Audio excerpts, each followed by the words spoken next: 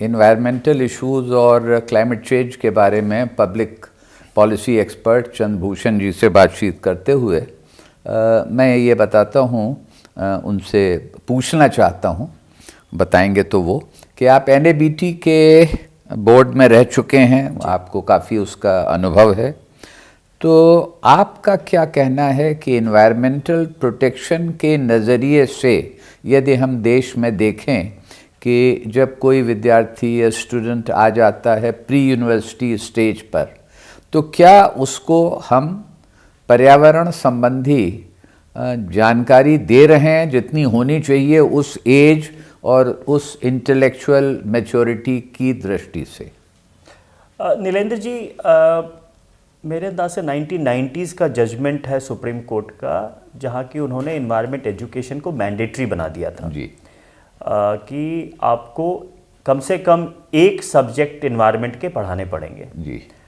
तो इन्वायरमेंट आज के दिन पढ़ाया जाता है, मतलब ग्रेजुएशन तक, बचपन ग्रेजुएशन में तो पढ़ाया जाता है, मैं खुद रह चुका हूँ, लेकिन मैं बात कर रहा था प्री यूनिवर्सिटी लेवल। हाँ, वहाँ क्या कुछ फाउंडेशन बेस मिलता है? नहीं, फाउंडेशन कोर्सेज होते हैं जी, स्कूल में कोर्सेज हैं जी। सवाल ये है कि कोर्स कितना इफेक्टिव है जी। हाँ, बहुत इंप्रूवमेंट की ज़रूरत है, क्योंकि मैं ये भी समझता हूँ कि पर्यावरण की पढ़ाई क्लासरूम से ज़्यादा क्लासरूम के बाहर अच्छी बाहर होनी चाहिए।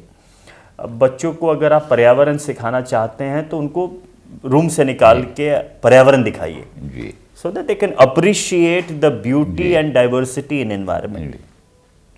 तो आई थिंक पढ़ाई हो रही है, but there is lot of improvements required in the way this education should happen. मुझे नहीं लगता कि बच्चे एक्चुअली पर्यावरण सीख रहे हैं, पर्यावरण की इम्पोर्टेंस सीख रहे हैं। शायद बाहर अगर ले जाना उनको संभव नहीं है जी, टू द रिक्वायर्ड एक्सटेंट, तो टीचिंग एड्स हों, अगर फिल्म्स हों, वीडियोस हों, तो उससे भी बहुत कुछ मैं बड़ा आसान सा चीज़ बताता हूँ। आज से जब मैं centre for science and environment का डिप्टी डायरेक्टर था, तो हम लोगों ने एक कोर्स शुरू किया था बच्चों के लिए जी।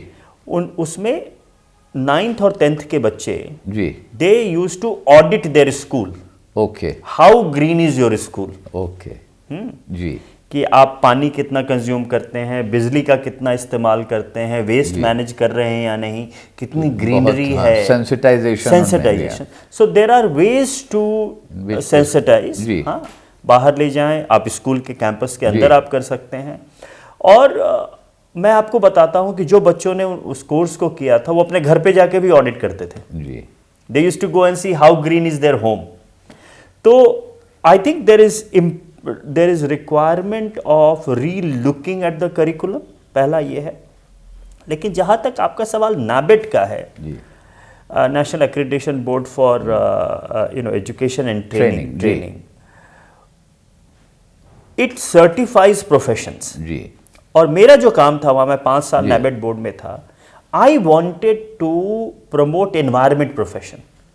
ओके, इंजीनियरिंग प्रोफेशन तो सबको मालूम, आप सिविल इंजीनियर हैं। तो इसमें क्या आप कुछ उदाहरण देंगे, क्योंकि आपको बाहर के देशों का बहुत अनुभव है, वहाँ की प्रैक्टिसेस को देखने का। So I wanted, say for example, जो लोग एनवायरमेंटल इंपैक्ट असेसमेंट रिपोर्ट बना रहे हैं जी, I wanted to certify them. और हमने एक एक्रेडिटेशन मैकेनिज्म शुरू किया जी, कि आप जैसे सर्टिफाइड चार्टर अकाउंटेंट हैं जी, इसी तरह से आप सर्टिफाइड एनवायरमेंट इंपैक्ट असेसमेंट बना सकते हैं, काम करेंगे। EIA प्रोफेशनल है, तो एक प्रोफेशन हो गया charter accountant. Has it taken root?